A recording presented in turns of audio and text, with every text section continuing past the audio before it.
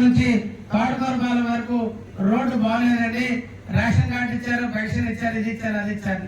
రెండోది మొన్న రాజాం నుంచి మన తట్టబంధం వరకు ఉన్న రోడ్డు బాగోపోతే సుమారు 1.5 కోటి శాంక్షన్ చేయించాం అన్నది పెద్దలు కొంటాల రామకృష్ణ గారు నేను మాట్లాడుకొని తాడుకోరపాలెం అవతల మన వాళ్ళ నియోజకవర్గం నుంచి తాడుకోరపాలెం వరకు ఇప్పుడు శాంక్షన్ అయింది.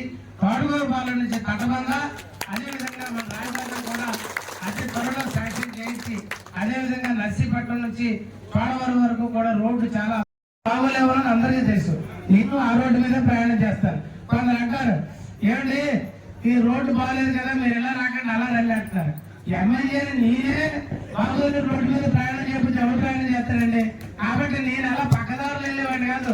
రోడ్డు బాగోకపోతే ఆ రోడ్డు బాగోకపోవడం ఎంత బాగలేదు, ప్రజలు ఎంత ఇబ్బంది పడతారో నా కళ్ళ చూసి వీడియోలు కూడా తీసి ప్రభుత్వం మీద వారి ఒత్తిడి పెంచి ఆ రోడ్లు పూర్తి చేయాల్సిన బాధ్యత కలిగిన